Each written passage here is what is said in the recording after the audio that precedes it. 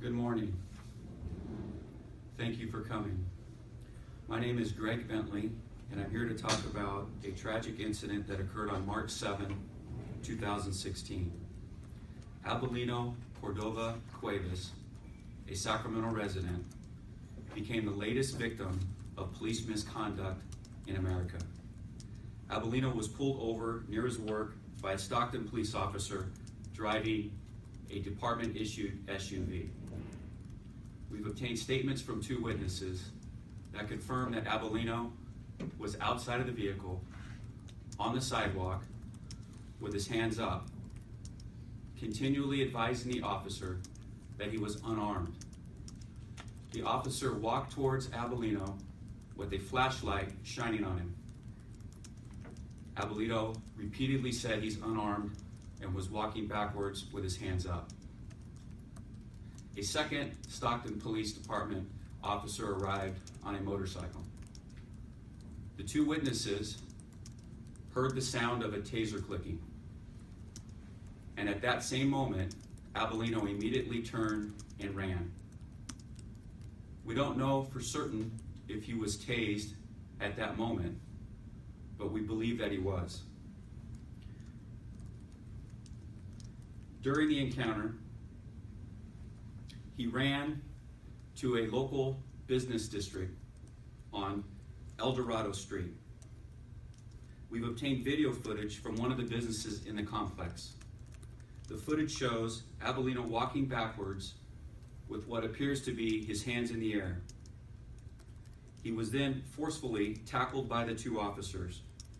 Despite being unarmed, Abelino was tased and struck repeatedly by the Stockton police officers. Tragically, he was killed by Stockton Police Department during this restraint. He was 28 years old. He is survived by his mother and father and his 3 brothers and 4 sisters.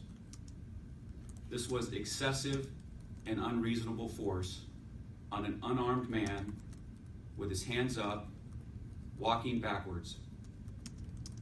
A tragic death that never should have happened. I'm going to show you some video footage that we've obtained. The quality is not great, but it's the best that we have. We know that Stockton police officers wear body cameras, and we believe that the body cameras will show a better and more clear version as to what happened. The body cameras are in place to help support police officers that are wrongfully accused of doing something excessive. And they're also put in place in order to promote public safety, to keep police officers accountable. But these body cameras and their use are only effective if they are actually used by the police officers involved. Our office made an informal request of the Stockton City Attorney for the city to produce the video footage from the body cameras. I've been advised that there is no such video footage. I've been advised by the city of Stockton that the 2 cameras on both officers were malfunctioning, conveniently not working. When you see the footage that I'm going to show you, you're going to see it's at an angle that depicts what happened. It's at an angle that is cut in pieces because of the continual loop from the video camera that's used at the business complex. So it's not a super clear photo, but it shows him on the ground. It shows him being struck. It shows the use of a chokehold. It shows him lying unresponsive for 16 minutes after the use of the chokehold. The body camera photographs and videos that are on the officer at the sidewalk when Abelino had his hands up has audio recording of him saying, "I'm unarmed." The body camera, as they approached this business complex in the area where the incident occurred, would show the takedown and would show the manner in which these 2 officers were applying pressure to his neck and his back, and would be great evidence for us and the community to see as it relates to what really happened out there. We're hopeful that the city will produce, after a formal written request, and hopefully they'll locate the video footage from these police officers' body cameras.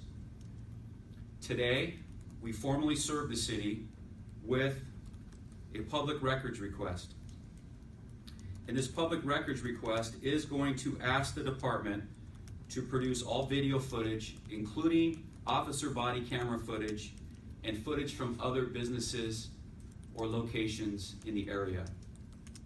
We've asked the department to produce policies and procedures regarding the use of tasers, because we know that Abelino was tased repeatedly.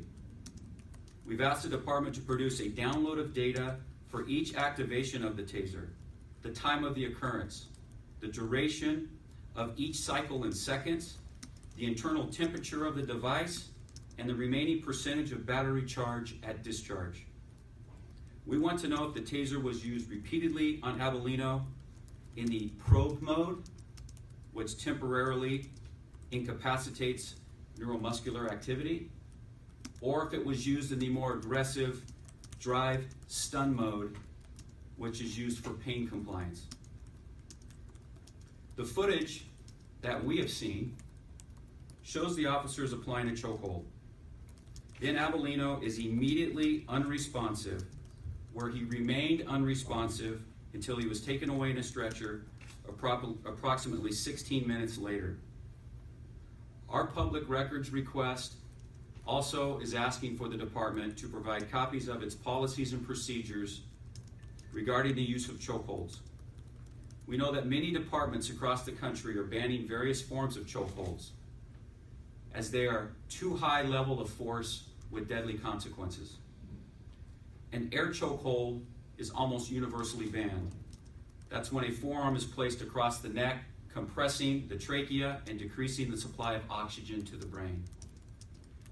A carotid restraint has been banned by many police departments.